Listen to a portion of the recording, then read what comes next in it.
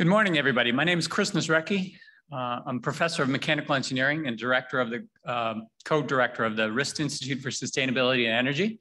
I'd like to welcome Vice Chancellor of Innovation and Research, Julie Chen.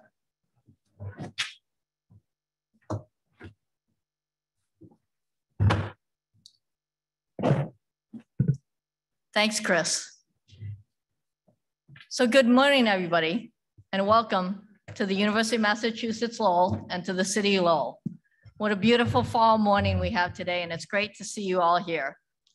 I'd like to acknowledge some of our elected officials that are here joining us today and from whom you'll hear from a little bit later.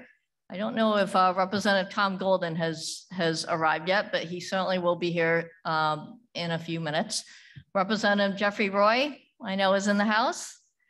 And DOER Patrick Woodcock, and former Secretary Matt Beaton is also here. We saw him earlier today. So thank you all for joining us. I know we also have quite a few of our representatives in this hybrid workshop that we have. So many of the representatives are also online joining us today. So we're gathered here today this morning at a time that we all recognize is critical. Critical in terms of climate change, energy, sustainability, and critical in terms of how we think about it as a local, state, national, and global challenge. This week, a team of 8 UMass Lowell faculty, students, and staff are in attendance at COP26 in Glasgow. And the one overarching message that we're hearing back from our team is that the complexity of the problem that we're facing, the challenges, the solutions, the opportunities that we must all address together is one that will face us, and hopefully many generations will benefit from what we do today. That's why it's critical, and from what you hear from the study and the folks here on the podium, it's critical that we have engineers speaking to economists, that we have political scientists talking to climate scientists, that we have researchers listening to stakeholders from across the spectrum. This is not a problem that is solved by a single group.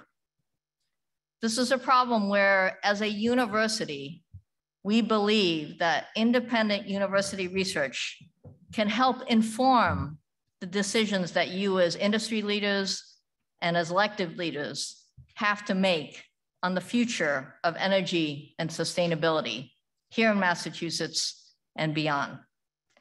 It's that commitment to the importance of independent university research to inform these solutions and the discussion and ongoing discussion that is why all of you are here today.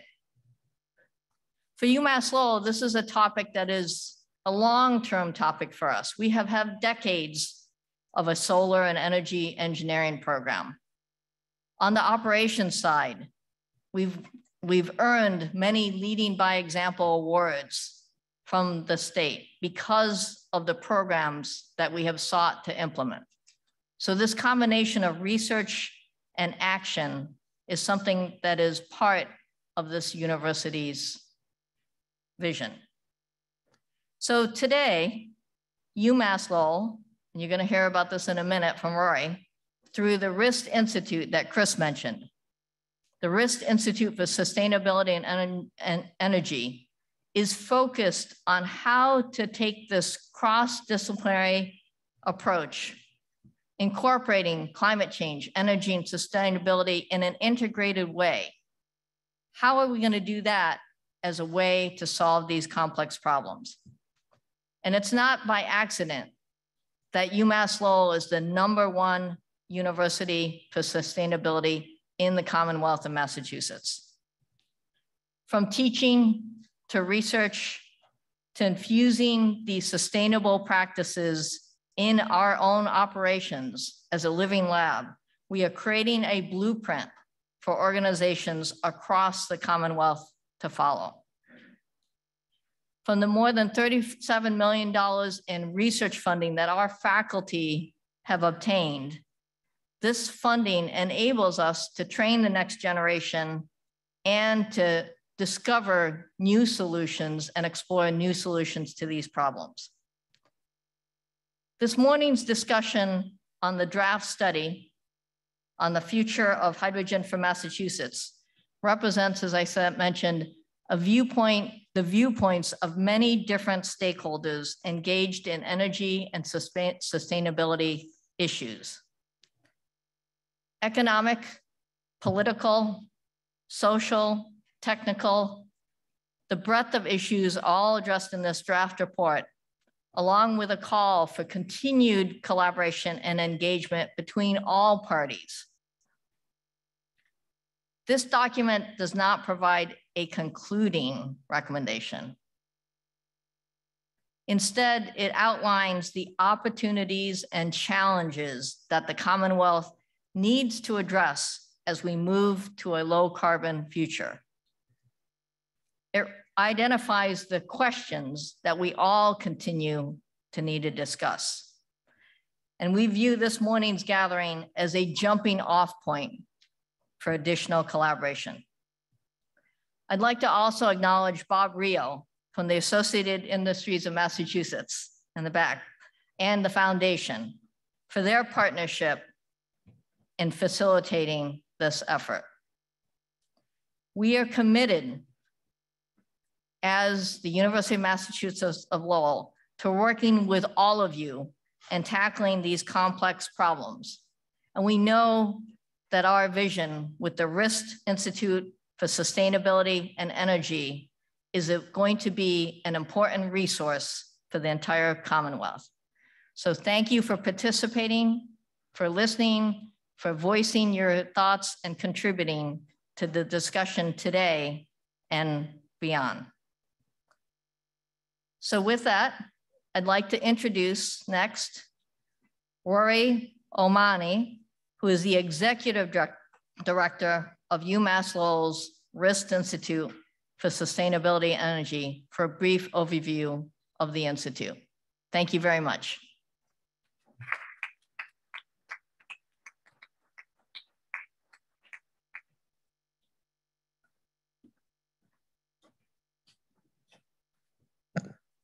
Thank you, Julie, and good morning again to everybody, and a very warm welcome to UMass Lowell and the City of Lowell this morning. So as Julie mentioned, UMass Lowell is the #1 ranked campus for sustainability in Massachusetts, and with the formation of the RIST Institute for Sustainability and Energy, the university is investing millions more in new clean energy research, new community partnerships, new degree programs, and more to confront climate change.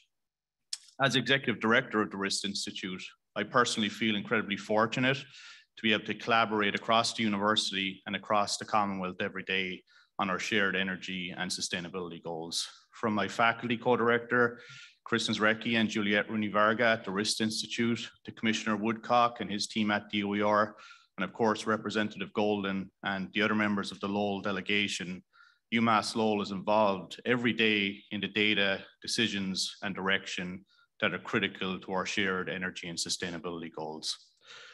With the RIST Institute, we feel that UMass Lowell is taking a very innovative and unique approach in considering sustainability, energy, and climate with a view to breaking down silos. The whole driver behind the RIST Institute is that the whole is greater than the sum of its parts, and it takes our long-standing expertise in energy, sustainability, and climate change and fuses them together, given the critical nature of this issue and opportunity. With that in mind, I think all of us here from UMass Lowell stand committed to Chancellor Maloney's vision of UMass Lowell, and specifically the RIST Institute for Sustainability and Energy, as a resource for the entire Commonwealth. As Julie mentioned, this is not an easy challenge for us to address. If we're to meet the state's climate goals, if we're to meet international and federal climate goals, we know that we have to collaborate together. This is not an issue or an opportunity for one organization nor one industry. And with that in mind, I'd ask everybody in attendance, both in person and online today, to view UMass Lowell as a resource for faculty expertise, a research for cutting edge research facilities, for incredibly hardworking and dedicated student interns, talented graduates that will make up the workforce of tomorrow, and UMass Lowell as the fulcrum that can pull together a lot of these collaborations and coordinations amongst our industry partners that are going to be critical to solving some of our biggest challenges. I think I speak for everybody in attendance that we owe it to everybody in the Commonwealth to collaborate on a fair, equitable, and achievable future for all. This is a reason that UMass Lowell set up the RIST Institute and is investing so much in this institute as a resource for the entire Commonwealth. And we stand committed to helping because we know the collaboration and coordination is going to be the hallmark of how we meet these climate goals moving forward. So I'd like to introduce Chris Nesrecki, my co-director with the RIST Institute and the lead author on the draft study that we're going to hear about today, to introduce the panel and get us started on this morning's main event. And again, thank you so much to everybody for attending, both in person and online, and we look forward to opportunities for further collaboration and engagement after this morning. Thank you, Chris.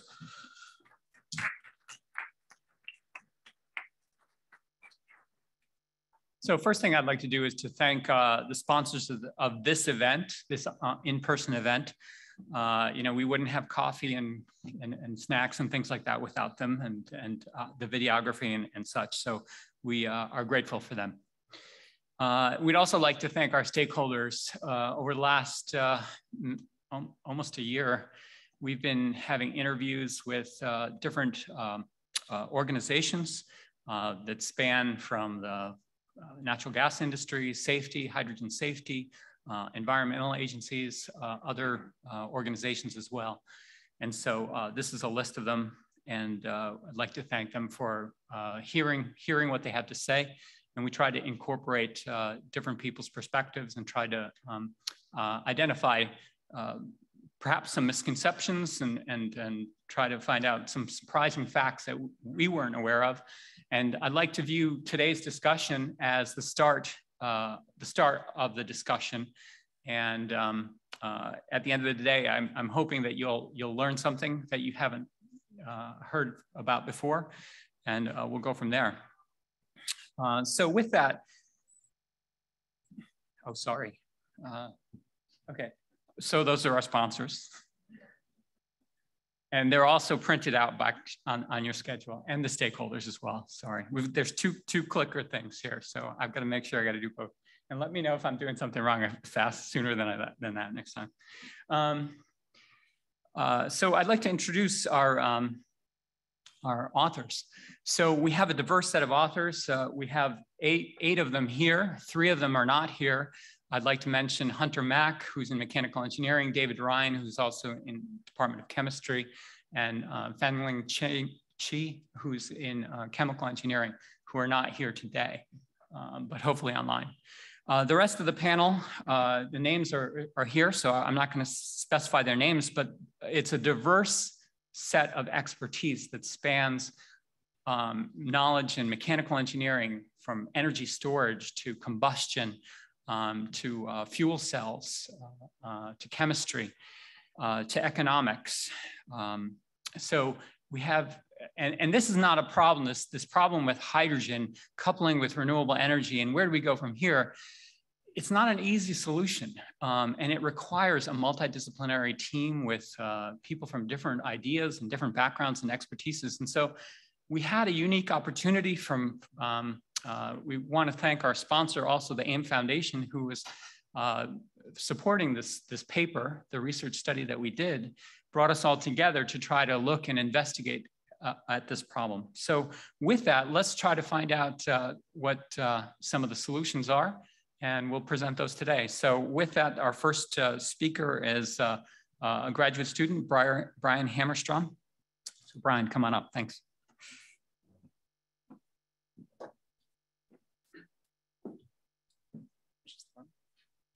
Thank you, Chris, and thank you everyone for coming to today's conference. There we go. So Massachusetts has relied heavily with natural gas for energy production, and with the need to reduce carbon emissions, there is this influx of renewable energy, especially with the offshore wind sector. So with that comes the opportunity for hydrogen production. And with hydrogen energy, there are many opportunities and applications that can be achieved with hydrogen, especially in our transportation, in our thermal sector, and especially with our long duration storage. So with all of these applications comes sector coupling, which then provides a resilient grid and reliable energy source. So there are many different forms of hydrogen, which is used as a color coding, so we know how hydrogen is produced, because we want to reduce carbon emissions and we don't want to keep producing carbon. So gray hydrogen, which is the most hydrogen produced, it creates 95% of the hydrogen today. It's produced through steam methane reforming, or SMR, with methane. For every 1 carbon dioxide produced, 4 hydrogen is also produced. There are ways to reduce the amount of carbon produced with this cycle, and that's adding carbon capture, and this is known as blue hydrogen. Blue hydrogen is still being studied, and whether or not it actually does reduce carbon emissions and greenhouse gases. So it may not be actually viable today, but for our study that we focused with is green hydrogen, which is hydrogen through electrolysis powered by renewable sources. It's a carbon-free source of hydrogen. And then there are other lesser known forms of hydrogen, like pink hydrogen, which is also through electrolysis and powered through nuclear energy. This may not be viable today, but it's still may be viable in the future. So looking at the world map, we can see, especially in Europe and then parts of Asia, they're booming with the hydrogen infrastructure. But then when we look at the United States, and especially in Massachusetts, there's kind of this lack of infrastructure right now. So we're not being able to use all the benefits that hydrogen would be able to provide today for that. So for our motivation, because of Massachusetts' goal, and especially the United States goal of being carbon neutral by the year 2050, there's been an influx of offshore wind projects as a part of Massachusetts energy efficiency projects. And with the influx of renewable energy becomes intermittency and problems with the grid, which we believe hydrogen will provide this resilient grid, as well as help to achieve the net zero goal of 2050. So for our paper and our project that we were trying to achieve was understand the opportunities, challenges, and concerns that hydrogen energy would play today. So for the basis of our study, we had 24 stakeholder meetings, which participated with a large number of multidisciplinary people coming from a wide variety of backgrounds to really understand hydrogen and how people see hydrogen today. Then we examined peer-reviewed journals and scientific papers, as well as looked at energy reports, national labs, research centers, and organizations. So to talk more about hydrogen, and especially with the long duration storage sector, I introduce you to Professor Ertan R.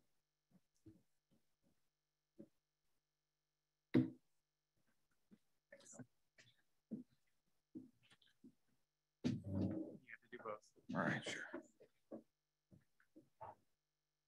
Okay, so is it? All right, great. Okay, hello everyone. So thank you, Brian. So yeah, my name is Ertanar, and I'll quickly talk about our key findings on the energy storage aspects of the hydrogen.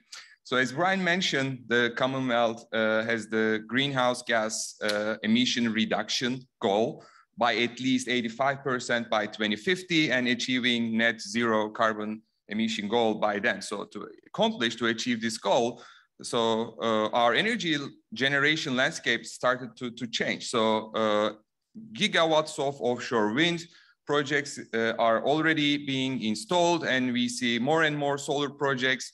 So this is great. But now, so due to the unpredictable nature of these resources, so we are having an intermittency problem. So this problem has been known, but the thing that we like to highlight as a result of our study and all the stakeholder meetings, so this intermittency issue is on both time scales now. So we are talking about both the short time scales, which is like 15 minutes, 30 minutes, or a few hours. But more importantly, now we have seen the issue of like long duration, like intermittency issue, which is like days, weeks, even like seasonal. So this is the issue. And to address this issue, we need to identify an energy storage technology as solution. So if you look at the available solutions, clearly the front runner technology is lithium-ion batteries. So it has been used primarily for the EV and the transportation sector, and like the infrastructure problem. It's already been solved, which is great. So the initial thought is maybe we should use it for all the energy storage needs. So, I mean, this makes sense, but if you look at lithium-ion batteries, so there are like two key issues specifically for longer duration storage. So what you see on this slide, the bottom part, so is a recent study done by International Energy Agency on the levelized cost of storage as a result of duration. And what you see is there, so whenever you pass like 10 hours, and if you are looking for like 1 day, 2 days, and even like weeks of storage, so lithium-ion batteries, even like the other conventional technologies, are not very cost effective. So, and for specifically lithium-ion batteries, there's a capacity fade issue and related lifetime problem, specifically for grid applications. And we are like where we are talking about 10 years or 20 years of lifetime. And because of that, you know, like there's a cost effectiveness issue, but the hydrogen does not have that problem, especially like longer than a few days and hours. So considering that, we should look for like other solutions, and we believe, you know, the utilization of hydrogen can be an effective method specifically for storing like large amounts of energy and for long duration, for days, weeks, either as a gas, liquid, or in the form of ammonia. So another problem specific to lithium-ion batteries, based on their availability of lithium, availability of cobalt, nickel. So the graph that you see on this slide, it's a very recent study done by Bloomberg showing the demand of lithium, which was like per year.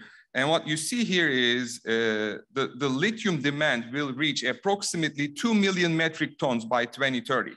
So even with a very optimistic scenario of having like extractable mineral deposits, we are talking about like 50 million metric tons availability now. So which creates some like pressure in terms of like providing the enough input for lithium-ion batteries. And there are like similar problems for cobalt and nickel. So some of you might think, oh, how about recycling? Yes, recycling of lithium can be considered. But right now we are talking about 75% recycling efficiency. So even with that, like it's gonna create some issues if you convert all the cars into EV cars.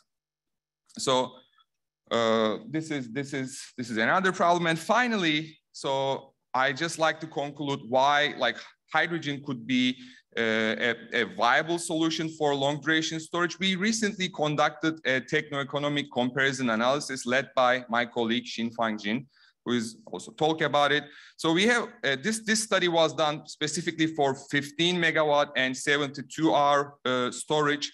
And we have found out that so hydrogen is more viable, and not only because of the less weight, less volume, we knew that because of its higher energy density, but it is more economical, like there's a more economical viability for hydrogen. So I think I'll stop here and I'll turn the floor over to my colleague, Juan Pablo Trelles, who's gonna talk about the industrial processes.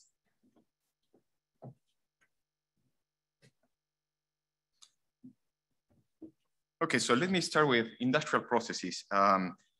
Hydrogen is the most abundant element in the universe. So there is no, sorry.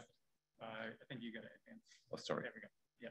So hydrogen being the most abundant element in the universe, it is not surprising that we use it in materials, chemical, and many of the things that we use, right? In terms of industrial processes, hydrogen throughout the US is largely used in petrochemical products, right? For oil refining and methanol, acid and fertilizer production, and some others, right? From the processing of metals, food processing, where you see hydrogenation of fats and other materials.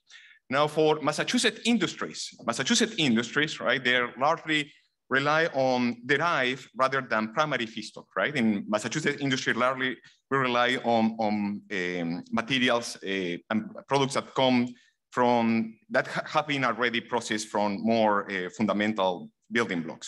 So therefore, the use of hydrogen in the industrial processes in Massachusetts has only a secondary effect, right? Nevertheless, this effect can be sizable.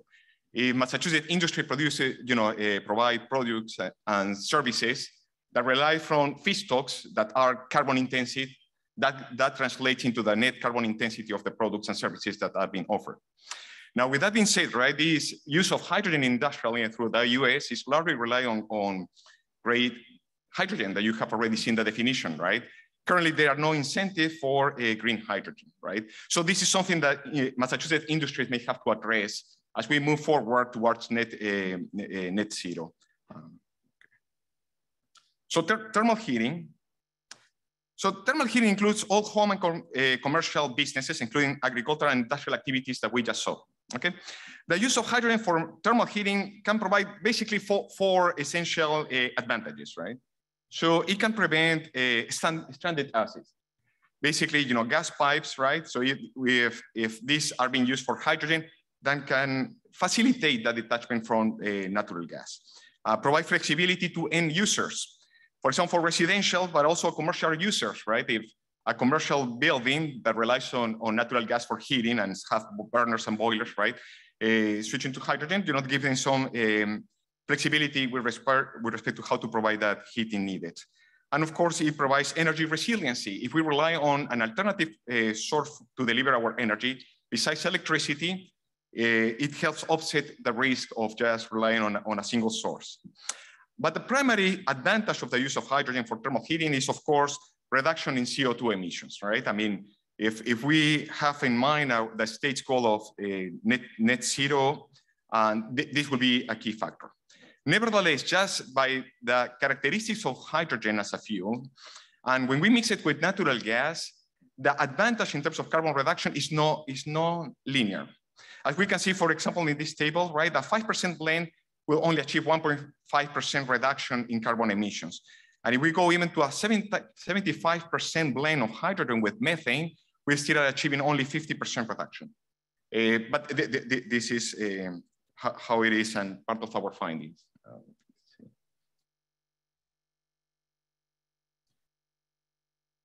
So implementing hydrogen for heating, well, there are a few challenges, right?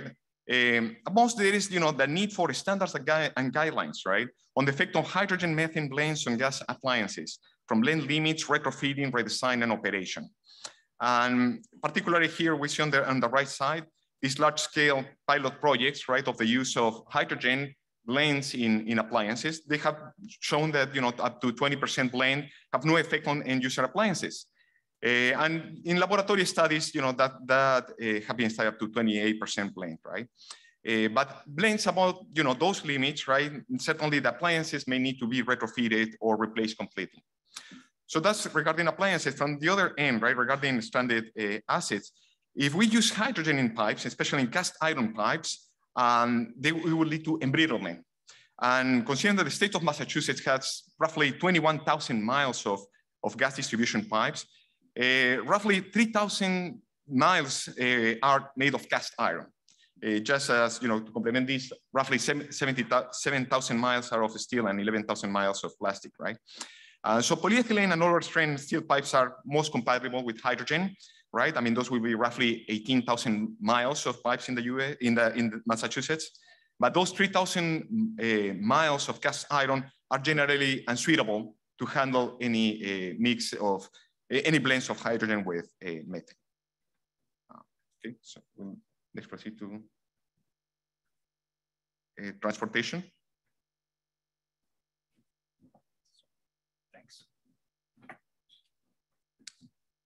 Okay, so in terms of energy consumption in Massachusetts, transportation is the largest of the sectors, and that's the one that's shown in yellow. I'm sorry about that. So that's the one that's shown in yellow.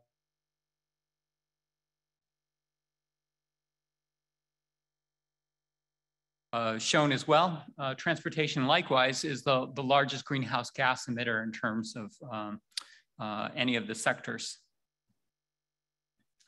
So transportation industry consists of shipping marines, consists of rails, trucking, long-haul trucking, aviation as well. And it's because of the energy density of batteries, it's going to be very difficult to electrify things like ships or aviation or even long-haul trucking for a variety of different reasons, as well as long-haul freight and rail.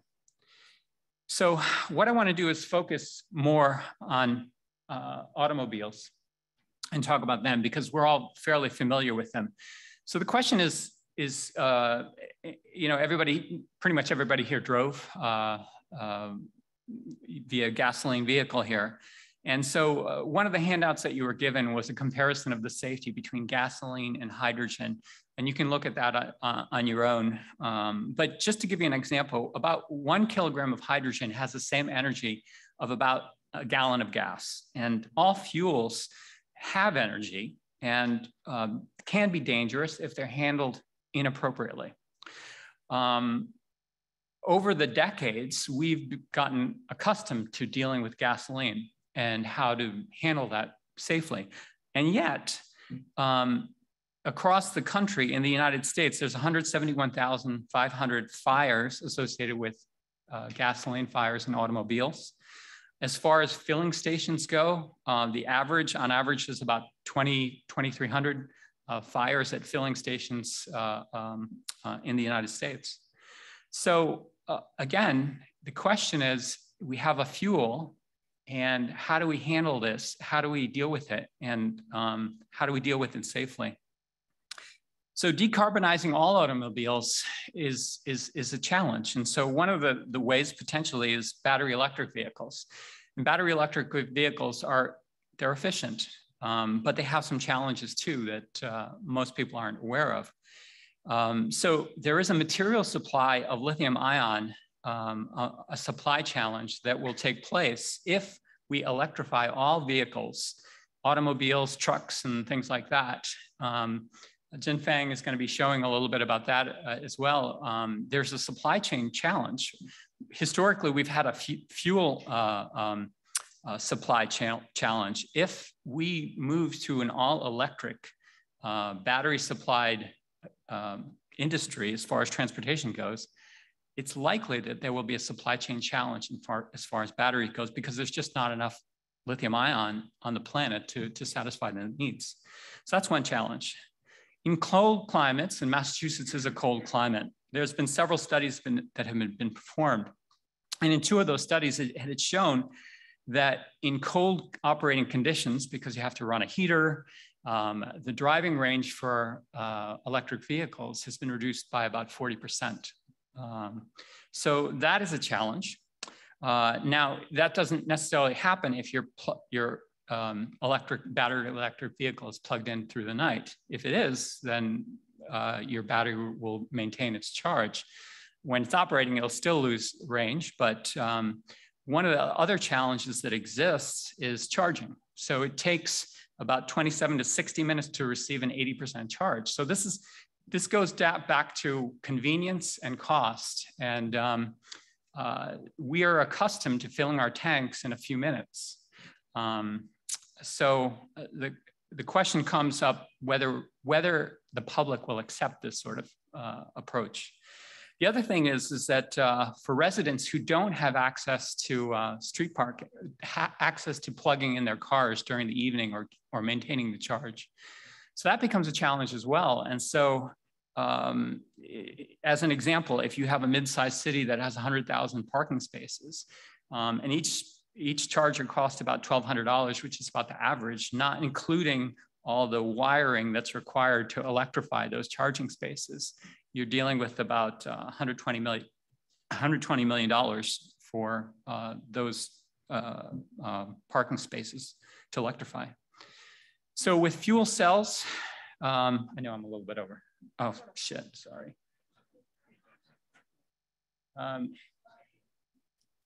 I'm sorry, I'm seeing it up here, but it's obviously a little bit challenging. So those are all the points that I mentioned just now, by the way. Okay. All right, so the question with hydrogen fuel cells, a lot of people don't know about them, but they're, in terms of fuel cell cars, a common one is Toyota Mirai. In California, there's about 11,000 of these vehicles that have been operating safely. They do not generate any NOx when they're, or CO2 when they're operating. They refuel in about 3 minutes, and their driving range is about 300 miles.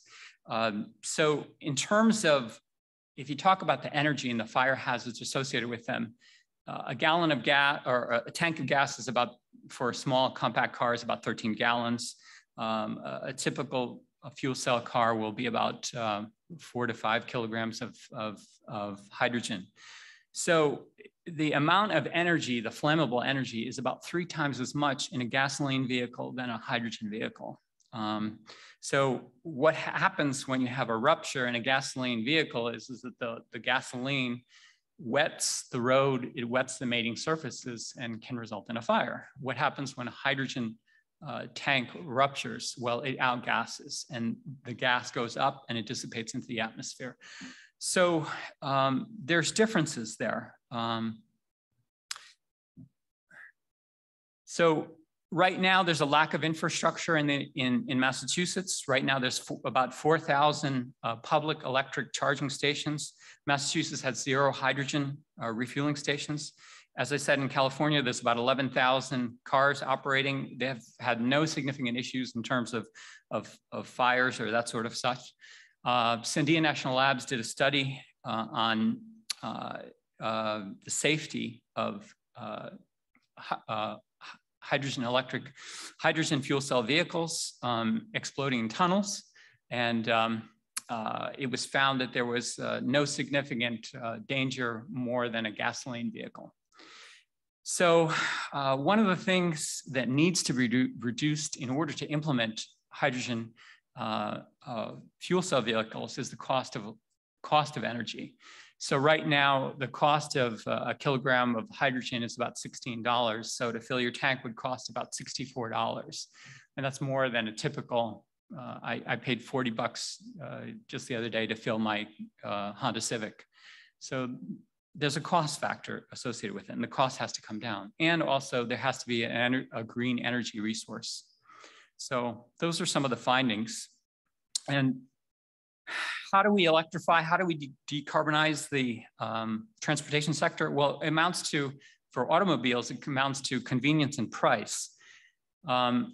Electrification is not necessarily convenient for everybody, especially if you're driving for long hauls or if you don't have the patience to wait half an hour to an hour to recharge your cars. Not everybody can plug in at night. So if consumers don't accept that, then they're not going to be off of carbon neutral vehicles. And likewise, just electrifying the different sectors like long haul trucking and marine is a challenge. So those are some of the findings. We'll move on to safety now. Do a better job than I did. Thanks, Chris. So I want to expand on some of these challenges and considerations with respect to safety. Chris highlighted some of the ones relevant to transportation, but there are also broader ones within the context of consumer use of hydrogen, within the context of the climate. And so I'll highlight some of those. And so there are some misconceptions, I think, within the context of safety and hydrogen. And many of these date to the Hindenburg blimp incident in the 1930s. You know, there's this perception that hydrogen is uniquely explosive and uniquely dangerous. But as Chris mentioned, it's much like other fuels where there are different considerations, but all fuels store energy. And so all fuels have different combustibility we need to think about. But there's a good body of evidence that hydrogen can be used safely. We transport it throughout the Gulf Coast. There are cars driving up and down Highway 1 in California. fueled by hydrogen without any unique safety incidents compared to gasoline cars. And in a recent study, it was shown that there is no additional damage, for example, from an ignition from a hydrogen vehicle versus a gasoline vehicle in a tunnel. So those considerations broadly paint a picture that we can think about within transporting hydrogen and moving it around. It's relatively safe comparison. But I'm a chemist, so I like to think about properties. So what's different about hydrogen and what do we need to think about? So hydrogen is an odorless and a colorless gas. So that means we can't see it with our eyes and we cannot smell it. And so we need technology to detect, for example, a leak from hydrogen. Now, what's fortunate is to society, we already have ways to solve this challenge for another colorless, odorless gas. So natural gas that we use to heat our homes is on its own colorless and odorless. We add a molecule called methane thiol there on the slide that gives it that slight rotten egg smell. That's how we perceive it from our nose. And so fortunately, it was shown recently that you can use a similar strategy for hydrogen to give it that characteristic odor so you could detect, for example, a small leak in a consumer use. Another aspect of hydrogen is that it burns a little hotter than natural gas. And so that means that the flame is actually bright blue instead of a bit reddish. And so under certain conditions, it can be challenging to see with your eye. But that can also be solved by similarly adding these additives to give it a slight color that might make it, for example, reddish so you could perceive it. Another aspect we need to think about for all combustion processes and the generation of what's called NOx. So NOx is a family of gases that broadly contains NO, NO2, and N2O. And so these we generally want to avoid in combustion processes. So these are generated from natural gas, from gasoline, from hydrogen, and these can contribute to smog and acid rain formation. And so one consideration for hydrogen is that it burns, as I mentioned, at a hotter temperature than natural gas. And so that means it'll generate slightly more NOx. But fortunately, we have existing technologies and existing strategies that would allow us to mitigate either the creation of NOx or its release. And so there's two specific examples we could think about. Imagine a furnace. Well, you could lower the furnace temperature or add a bit of water to the ignition, and that would dramatically reduce NOx. So that would reduce its formation. But we can also mitigate its release. So as Chris mentioned, many of us drove here in gasoline automobiles. All of our gasoline automobiles have catalytic converters on the bottom. And this is old technology that was developed to mitigate NOx being released from our cars. So our gas engine generates NOx, but the catalytic converter means that it never gets released out of our exhaust pipe. And so this is a technological solution to make sure that NOx is never emitted into the air.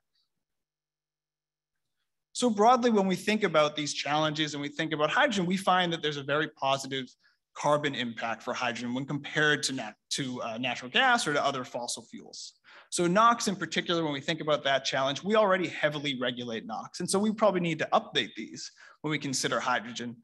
But this is already done through things like emissions tests. One of the things they're looking for is, is your catalytic converter working properly? How much NOx are you emitting? Even when we think about the chemistry of hydrogen combustion in particular, the NOx it generates are NO and NO2, not N2O. And N2O is the really potent greenhouse gas. And so that's a fortunate coincidence of chemistry for hydrogen. And when we think about hydrogen, even though it can be a weak indirect greenhouse gas, it was found that even in a very leaky pipe system where 10% of hydrogen is released through leaks, which is orders and orders of magnitude, as Xinfang will tell us about, more than we would imagine, there's still a 94% reduction in fossil fuel emissions through use of hydrogen. And this is because when we burn hydrogen, we don't release any CO2. And so finally, as we highlighted for fuel cells, this is where we take hydrogen and directly generate electricity with it. This doesn't generate any NOx at all. And so this can be part of a very carbon positive impact on emissions and greenhouse gases.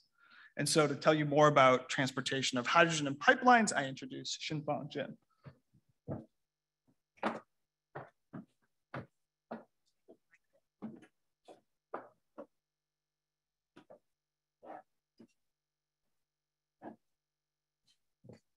Thank you so much, Michael. And I'm Xinfang. I'm going to talk about pipeline transportation.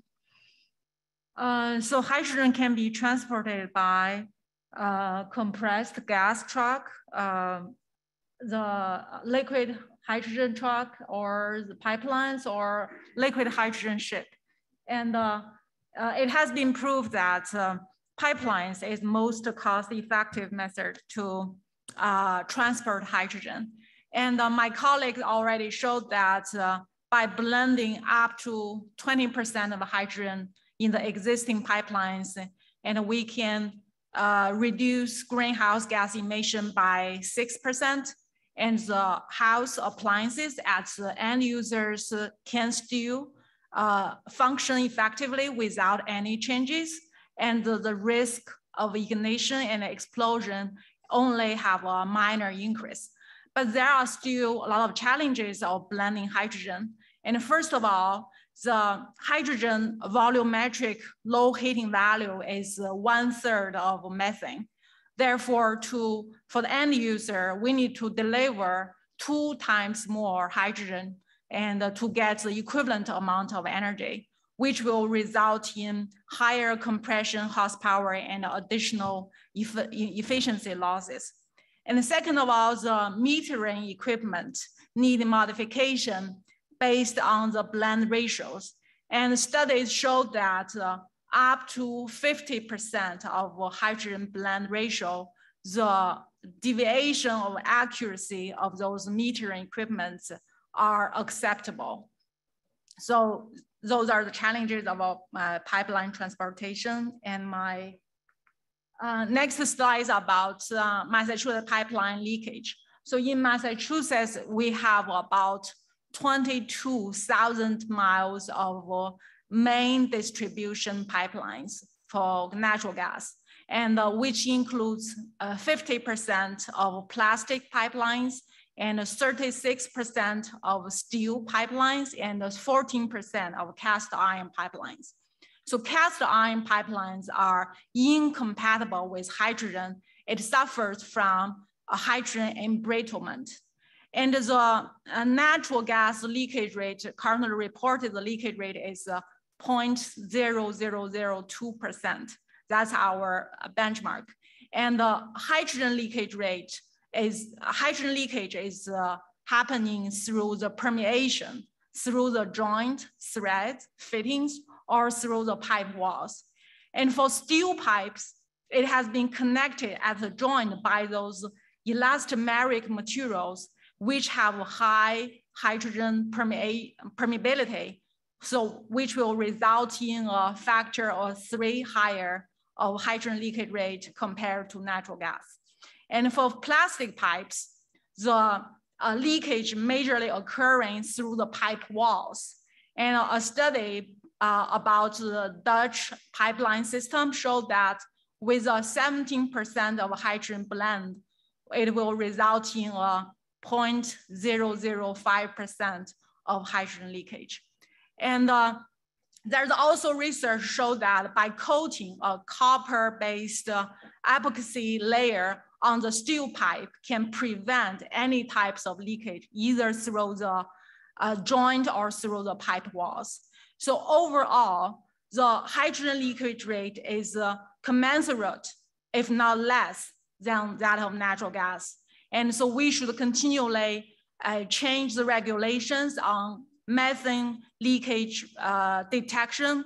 And also we should continually repair the existing pipelines and to make it as low emission as possible. And that's my part. And I will hand over the presentation to my colleague, Kelly, for the economics of hydrogen. Thank you.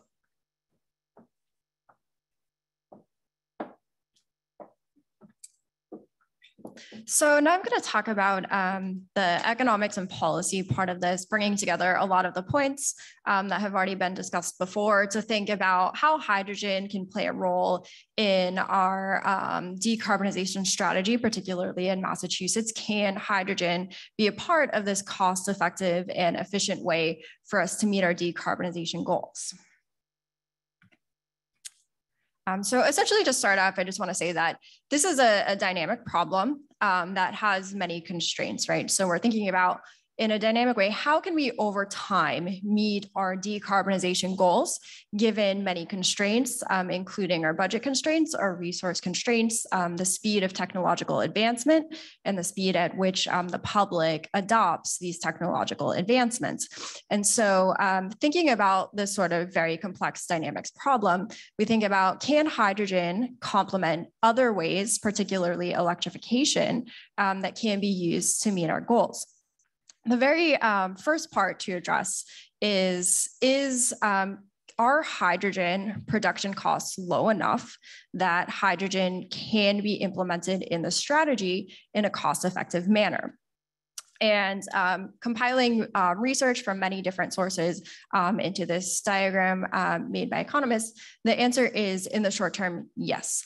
That green hydrogen, which is mainly what we are interested in, hydrogen, as we know, that is produced via electrolysis, not using our carbon fuel sources, can be cost competitive with our natural gas, essentially, with our methods where we are using carbon to produce hydrogen. It can be competitive as early as 2030, certainly by 2050.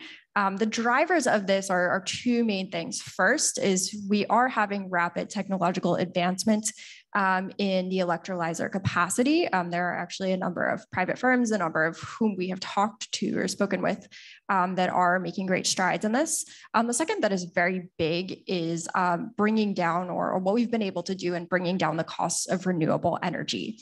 One big push in bringing down those prices of wind and solar has actually been tax credits at the federal level and at the state level that have helped bring these prices down even faster than many people have predicted. And so that's going to enable us to bring down these production costs for green hydrogen. Another really important point is the federal government right now has a hydrogen program where they are trying to and funding as much as they can to bring down the production cost of green hydrogen to $1 per kilogram by 2030 as well. So again, what I mostly want to talk about is how hydrogen can have a role in this decarbonization plan. And in almost any decarbonization scenario that we look at across the board, particularly in Massachusetts, you can read the quote in here. This is from our 2050 Massachusetts decarbonization roadmap, that we are still using natural gas through 2050. It is going to be very difficult to get rid of natural gas for a number of reasons, particularly because the cost of natural gas is so low. We would need to implement certainly some sort of policy to incentivize us away from using natural gas. I will talk about this in a minute, but I also want to mention two other things, is that hydrogen can be used, as Jinfeng talked about, in our existing pipeline infrastructure, which helps us to capitalize on some existing assets that we already have. And again, it can be used to complement electrification in places where it has shortfalls, particularly in storage, and particularly when we're thinking about the resiliency of grids. So as I mentioned, it's challenging. Massachusetts still has over half of households dependent on natural gas. In some of these places, particularly thinking about how hydrogen can play a role in thermal, it's going to be very, very difficult to electrify some of these households, particularly households that are very old, for which it would be very costly to retrofit their homes with electrification. We also see that electrification isn't happening on the timescale that it needs to happen to meet our 2050 decarbonization goals. And there are many reasons for this. Certainly, we can step up our incentives to help meet our decarbonization goals with electrification. But part of the issue, like I said, is that it will be very, very costly for some folks, particularly lower income households, to electrify and to retrofit. There are some buildings as well that are also with more complex systems that are going to be difficult to electrify. The technology has been slow to be adopted as well. There has been pushback from the public as well for people that like their natural gas appliances. So hydrogen can step in and play a role here. Finally, just two more things. We have existing infrastructure. This is already put in place. For electrification, we are certainly going to have to build out a lot more infrastructure. And also with, no, it's because I'm sitting next to you. complement to electrification, as we talked about earlier, is that with electrification, we have intermittent energy delivery. It is most cost effective. The green line there you see as we move out for long duration storage is hydrogen. For long duration storage, hydrogen is the most cost effective method for storage. So we can use hydrogen to complement these periods. When we have grids electrified, we can complement those periods of high energy and low energy coming into the grid.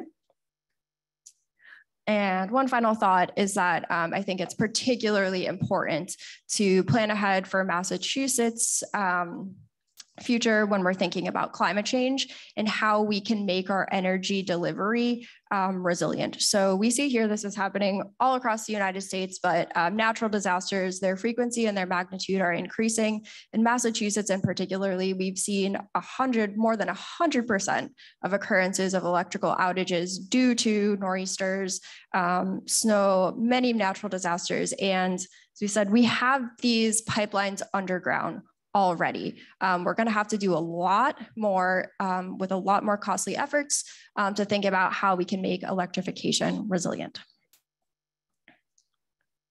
So with that, we will talk about other applications. Thank you.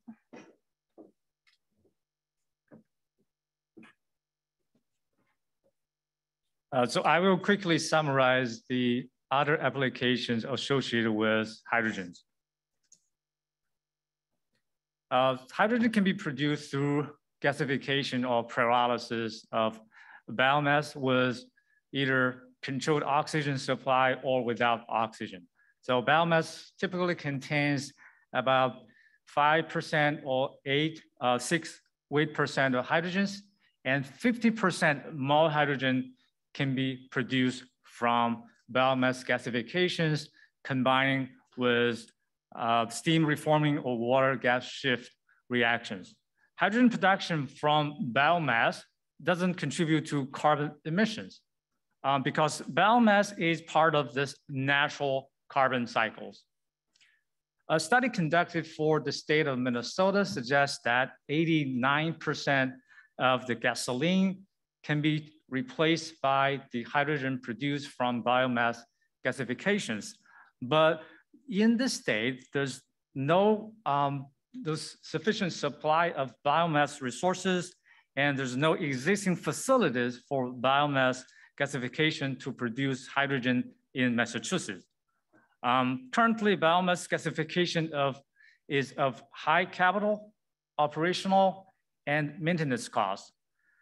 More research need to be performed on assessments of carbon emission and economic assessments for the state. Hydrogen can be used to chemically hydrogenate carbon sources such as a biomass or even carbon dioxide to produce synthetic fuels, including gasoline, diesel, kerosene, and methane. So the opportunity of using syn fuels is that it can reduce the greenhouse gas emissions because carbon dioxide, which can be captured from the atmosphere from the power plants, can be used in the manufacturing process. So it's also compatible with existing distribution facilities, including refilling stations, conversion technology without any significant modification to the system. So the facility to produce syn fuels are currently very expensive. Again, Massachusetts doesn't have the existing infrastructures dedicated to producing syn fuels using green hydrogen. So we expect that if we use green hydrogen, we can significantly reduce the carbon footprint.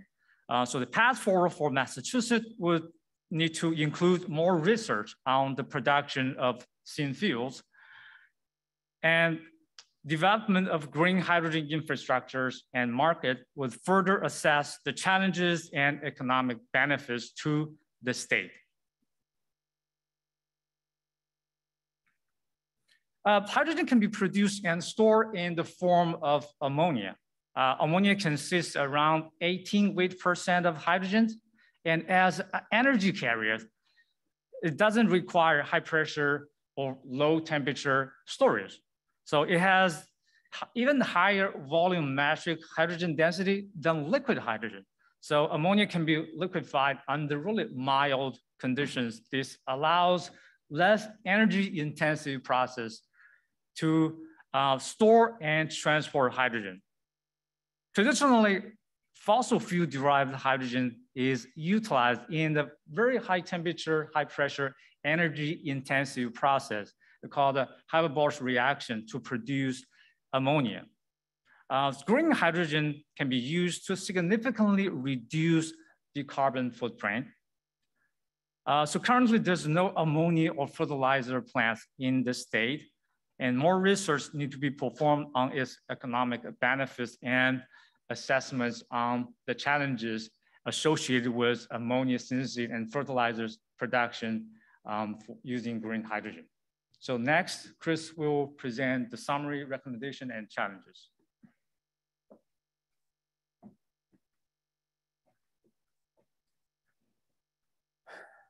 Okay, so let me conclude by saying a few thoughts. Over history, if you look at the slide on the left, it looks, where's our energy been coming from? Traditionally, it's been from wood over thousands of years. During the Industrial Revolution, we've migrated towards coal. In the last 100 years, we've migrated towards oil and now natural gas and nuclear and hydro.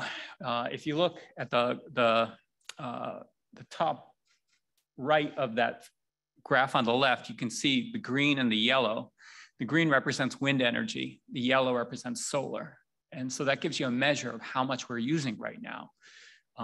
It is going to be, flipping a switch to renewables is not going to happen overnight. It's going to be a process that takes decades. If you look at the graph on the right, that shows, again, where our fuels are coming from. And so the solid fuels represents the wood, the liquids represents the oils, and then where are we heading to? That's the question past the dotted line. Certainly methane has been part of that. It's certainly cleaner than oil, but it's where will hydrogen be embraced? The market is going to determine that. And also, public acceptance. So some final conclusions and recommendations. Thanks. As we go forward. So hydrogen integration provides diversification. It provides energy resiliency for the Massachusetts energy source. In terms of electrification should be considered as the first consideration when possible, instead of storing that energy from renewables in batteries or trying to make hydrogen. If we can use electricity, then that's what we ought to do. If we can't, in places that it's hard to electrify, or in vehicles that perhaps can't be electrified easily, hydrogen should be considered. So having a hybrid approach makes sense. Some places it's just not possible to electrify for political reasons, for public acceptance reasons, or for just because of the infrastructure. And there's a lot of, if you go through the report that we wrote, there's more detail that's provided. But if you were in credit card debt and you were trying to get out of credit card debt, what would you do? You would cancel your highest interest credit cards. And so we're in a carbon debt. And so what makes sense is to start eliminating the highest interest carbon debt that we have. And that means electrifying people who are using oil, who are using coal or wood for their thermal generation or other reasons. The other thing is that we're at an inflection point in our society. And climate change is in the news perpetually these days, especially with COP just recently happening. Immediate action is necessary. And so, policymakers have got to make decisions that are proactive and immediate.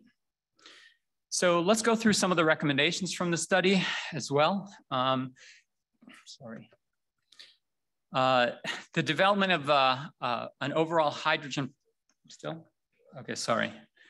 It's counterintuitive here. The development of a hydrogen energy policy that integrates hydrogen to reduce or eliminate the intensity of carbon fuels should be considered. We should continue looking at the advantages of green hydrogen within the transportation sector. Reevaluate policies that hinder hydrogen transportation. So for example, hydrogen fuel cell cars going into tunnels. I don't think it makes a lot of sense, the policies that are currently exist based upon the science that's out there. We should also look at hydrogen for long energy storage. Economically, the numbers seem to indicate that hydrogen makes more sense than using lithium ion. And likewise, there's going to be a supply chain issue that is facing the planet in terms of lithium ion. Whether there'll be other technologies that advance that replace lithium ion down the road, we don't know. Will hydrogen become cheaper? Most likely. Will lithium ion be replaced by something else? Who knows? It's hard to predict these things.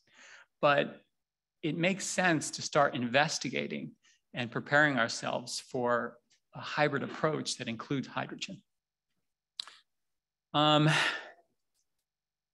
So another thing that can be done is to start doing pilot studies, some pilot programs looking at hydrogen programs for distribution for LDCs, replacing existing methane gas with blends of hydrogen. And one of the things that we ought to do is to make sure that the current infrastructure that we know that we're going to have for still several decades, can we make it as low carbon emission as possible? And so the cast iron pipes, they're the most leaky pipes and leaking out methane. It makes sense to replace those with newer pipes that are compatible with hydrogen if we move towards a hydrogen economy and if green hydrogen becomes less expensive. There's a lot of ifs. Likewise, we're all anticipating this offshore wind resource to take place. And right now, we don't have any offshore wind in Massachusetts. 10 years from now, how much will we have? That's a good question. It depends upon what the policy and what the public demand. So another thing that can be done is the creation of a renewable procurement standard for natural gas, similar to the electric renewable portfolio standard. So that way hydrogen can potentially qualify as a thermal renewable energy credit. So I guess what it amounts to is that we're advocating for additional research, additional investigation of the economics, because we've done preliminary analysis here, and including hydrogen as part of a hybrid approach makes sense for us. And the science seems to indicate that. So with that, we'll end and answer any questions that you guys have. Thank you.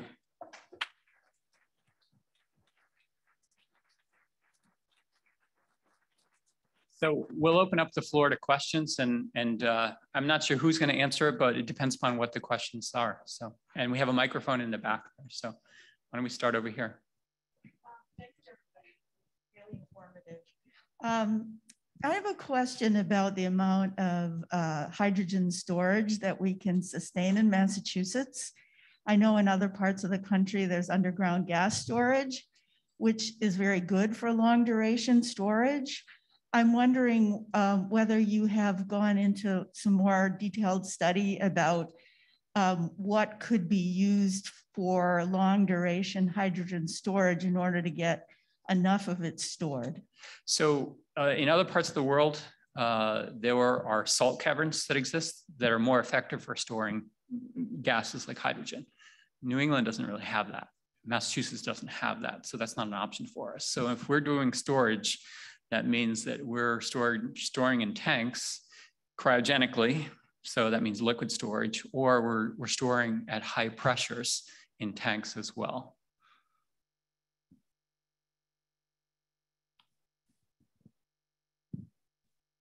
Thanks for your work. It's great work.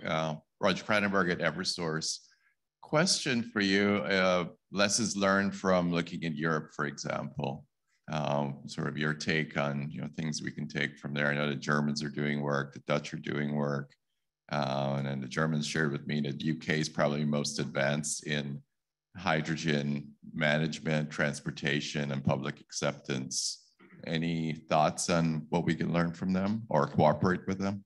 Yeah, so I would say it's analogous to the offshore wind industry. In Europe, the offshore wind industry is more advanced than ours. They've got thousands of turbines in the water now. The United States only has 5 utility scale turbines off of Rhode Island. So I think it's parallel what's happening in Europe with regards to hydrogen compared to the United States.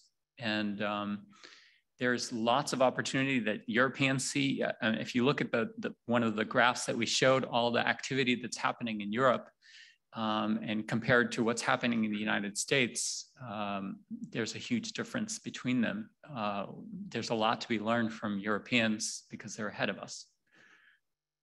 Am I on? Go ahead. Can you hear me? Yeah. Okay, great. I'll jump in and say too as well that yes, they are much more advanced than us, and Asia is as well. A lot of the studies that we do have that show us the ability for end use appliances to be compatible with certain levels of hydrogen are coming out of Europe. And I will say that the DOE actually does now have an effort to work with the Netherlands to share information and resources from there too. We had some questions over here on this side, or over here, sure. Yes, Gordon Richardson, I live in Boston, and I've been involved with some energy projects over the last 40 years. I'm concerned about this push toward putting hydrogen in our natural gas pipelines.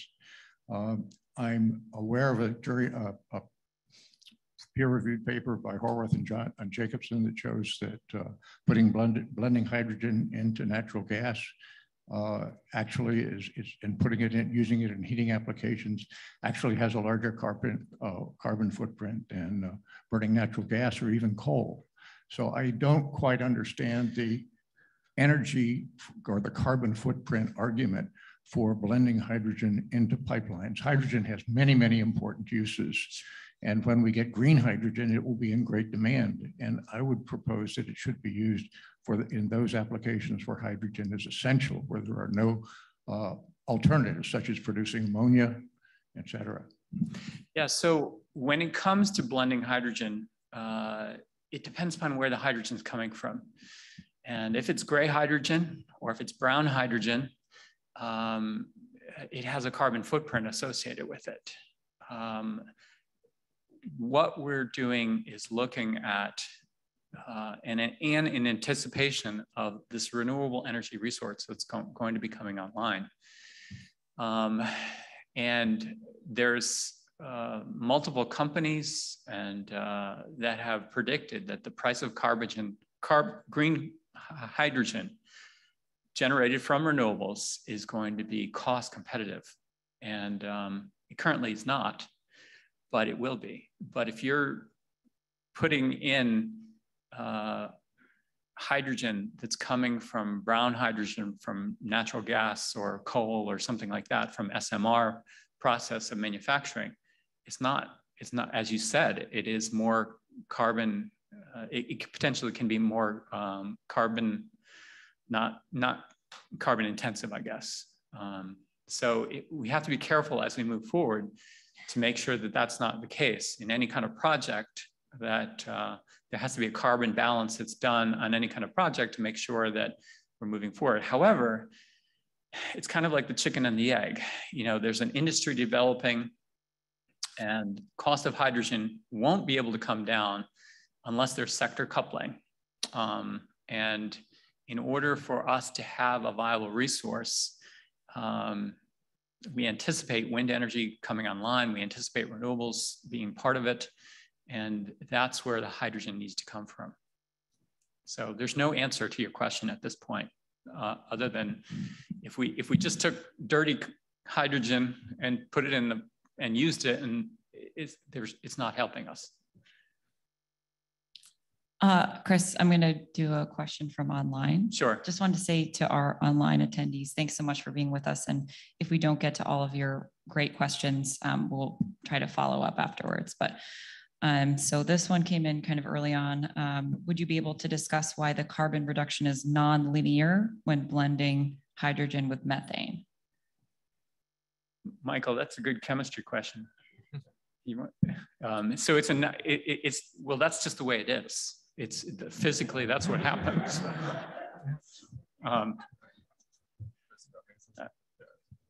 Yeah, go ahead, Brian. Yeah, so the carbon reduction when blending with hydrogen and natural gas like methane is not linear, is because they have different energy densities. So if we want to like reach that same energy, we're still going to have to put in more of that blend level.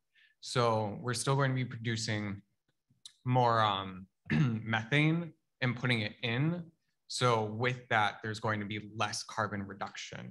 So with greater blends of hydrogen, that will then lead to that more like parabolic and greater reduction with carbon emissions. So it amounts to the volumetric density of the fluids, right? So hydrogen is less dense than methane is. And so if you put an equal amount by volume, you're not getting the same reduction. So it's a nonlinear curve.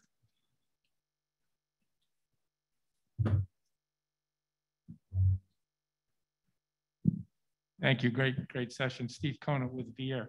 One of the things I learned was pink hydrogen, which I wasn't aware of. Can you say why you didn't take a look at it from nuclear? And sort of an economic question, we have nuclear plants that are shutting down because they can't compete in competitive markets. Is this a potential market to keep those non-carbon generating resources online? So for pink hydrogen, that's an active area of research right now. Nuclear, just operating a nuclear plant is typically more expensive. And I think the answer is going to come down to cost and the economics of it. So if people think that they can make money by generating hydrogen through nuclear energy, then they will. The reason the plants are shutting down is because they've reached their age limit. And so that requires renovation and maintenance and that sort of thing. So I think it boils down to cost and economics. I think there's a perception issue with nuclear as well, that it's very, very difficult to get any sort of new nuclear up and running because of the safety perception. And that's a component of having them shut down as well. Can you use the microphone? Yeah, just to follow up, because I think plants are closing because they can't compete in the market. So it's an economic question for another. Some are aging, but the reinvestment. So you've basically got an existing asset that, so I guess if they could make money, they would, but I'm wondering what the tipping point is there. I don't see people. I'm a fan of nuclear. I'm a wind guy, but I think nuclear is great in terms of carbon footprint. It's more expensive. And that's why it's losing out. And same thing is true with coal. That's the reason we've eliminated coal, not because most people are interested in carbon reduction, they care about cost. And that's what it amounts to. The market's going to decide. Hi, Audrey Schulman from HEAT. I wonder, first off, I think hydrogen's definitely going to be needed in so many different ways, and I greatly appreciate a lot of this investigation. I wonder about, though, in pipelines, because so far as I can figure out, it seems to be from this presentation that it would have less energy per in the density of the, it's less energy dense, I guess. It's less safe. There's health implications with NOx. And you'd have to switch out all the leak-prone infrastructure and the appliances, and so it's not only cast iron. I think it does also, and tell me if I'm wrong, bare steel and the older Adelaide plastic.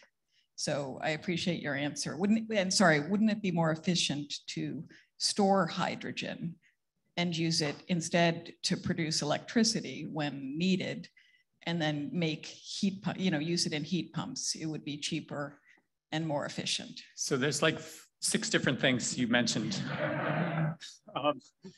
There's a lot, there's a lot going on, and it's a multifaceted problem. So in terms of the pipelines and those replacements, as we said, cast iron is not really suitable for hydrogen. And the existing steel, some of it has to be recoated in order for it to be compatible. And it depends upon the blend level, of course. Heat pumps are more energy efficient than burning through a burner, if we can use heat pumps, that would be terrific. However, there's challenges with electrification that take place. Heat pumps are expensive. Not everybody can afford them. And this goes to public acceptance and cost. So ground source heat pumps, I think there's lots of opportunity for that technology in certain places. But I think, again, there are certain sectors that hydrogen makes sense for. There's some places that it doesn't make sense for. When we're dealing with the low-hanging fruit and how do we get to carbon neutrality in the state, it makes sense to tackle the low-hanging fruit first. And let's electrify places that are using coal, that are using oil, that are burning wood for heat. And as electrification happens, the market's going to decide. Right now, if according to our plan, the Massachusetts roadmap, we're supposed to be electrifying about 100,000 homes a year as far as heat pumps go. In 2020, we electrified about, I think 400 was the number? 400 or 500. And so we're way behind. We're supportive of electrification, but it's going to be challenging on how to make it all happen. And we think that hydrogen is going to be part of it, part of the solution, but let's go after the low-hanging fruit first. We're going to take another one from online. I'm going to try to combine a couple different ones regarding buildings and HVAC heating. Do you have examples of commercial or industrial buildings using hydrogen for HVAC heating? How does it compare with the cost hydrogen versus natural gas? And are there any government incentives? So some examples, compare the costs, and are there government incentives for HVAC? So green hydrogen is more expensive than other forms of hydrogen. Hydrogen using SMR is least expensive, and that's why industry uses it. The resource for green hydrogen is really limited. However, there are companies that are looking at the analysis, there's companies that are putting in solar farms and also coupling wind with hydrogen generation to create a green energy resource. One of our stakeholders, whose name I can't remember, I think Mary, I forgot his name, the gentleman who is developing the hydrogen. Is he here? No. Oh, okay. Well, all right. Unfortunately, that's an example of pilot projects and projects that are happening right now to make green hydrogen less expensive. There was 2 parts of the question. I think I answered one of them. I don't remember what was the other one.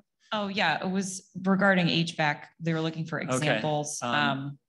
Cost comparison, hydrogen versus natural gas, and if there are any government incentives towards this. I'm not aware of any hydrogen being used right now for heating. Unless... Yes, there are no examples in the US currently. HVAC and HVAC in the US, no, there are no examples. There are pilot projects in Europe, but the specifics, in Australia, but no in the US so far. So this goes to public acceptance. People fear the unfamiliar. And so if they're unfamiliar with the technologies, they're not going to accept it. The parallel is with the vaccinations. Other questions? Yep. And I love these questions. This is a great discussion, and we'll have opportunities for further ones too. Yeah, thank you for the great presentation here. Erin Kempster from Energy Solutions. I appreciated all the talk about blending in the pipelines, and the point that was made about needing to adapt the metering infrastructure to accommodate the blends was a point that I hadn't really heard before.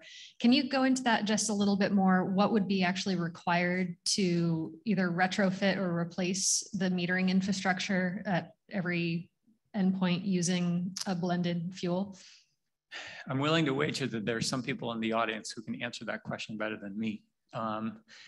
We know that depending upon the blend, the metering is going to be changed, because in order for gas companies to make money, they have to quantify how much gas you're using. And so if you're using gas, well, the volume is different than it is not. If you're using hydrogen rather than natural gas, the volume is going to be different. So the volumetric flow rate of that is going to be different. And so therefore, metering changes have to be made depending upon the blend rates. So that's all I can say on that topic. We know it's going to be an issue. There's going to have to be some sort of metering changes that take place, or the way that, depending upon the blend, things are charged.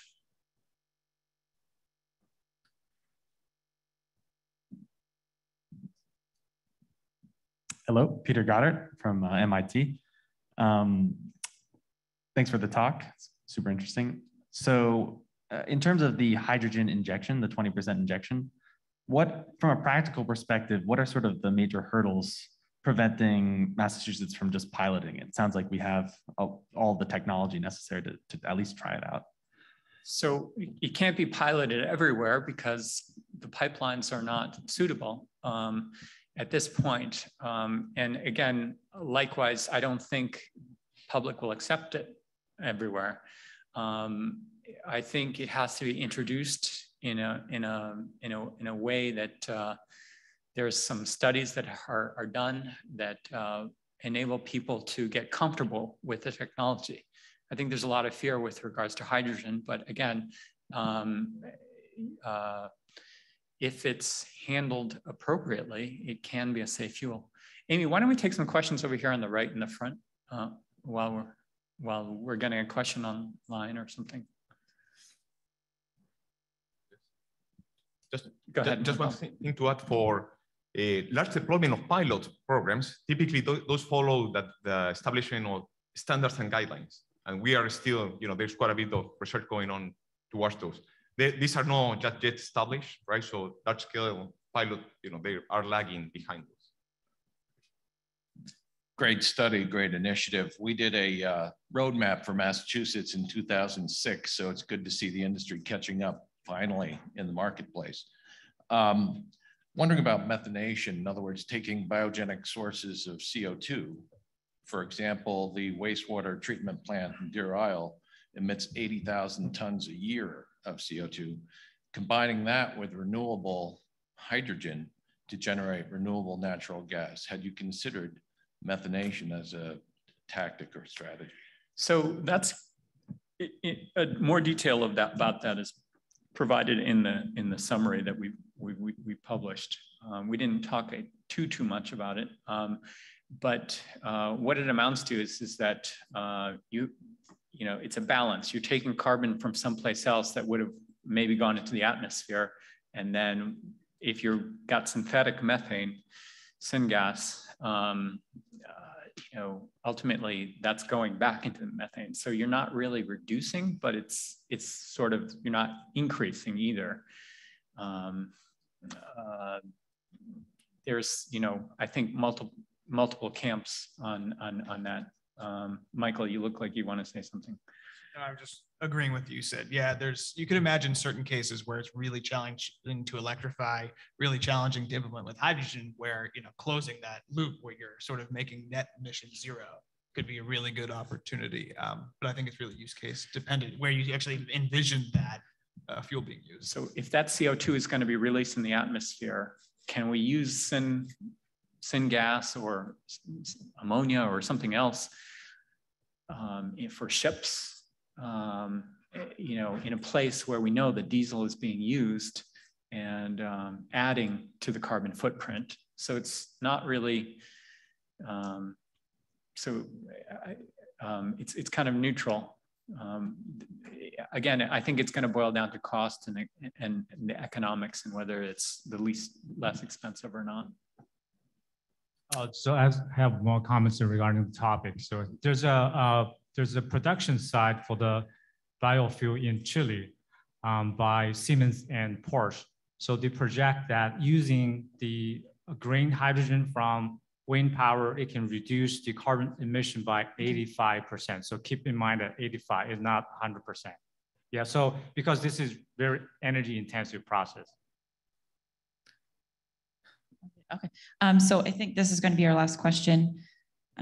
Okay, so when we talk about green hydrogen, we are talking about using renewable energy that would otherwise go to generation and using it for H2 production. Will we get to the point that we can have enough renewable energy to do all those things? So if we are to go rely on renewables, there will be instances in which we have intermittency, and there will also be instances in which we have curtailment, which curtailment is basically an oversupply of electricity. And so what happens in wind farms and also for solar farms is that they shut off those assets.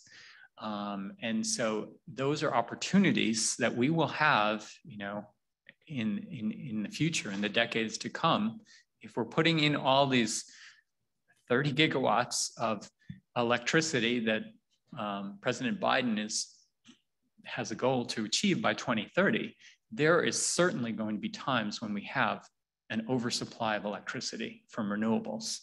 And when that happens, there's plenty of opportunity for using the electricity for other things like generating hydrogen.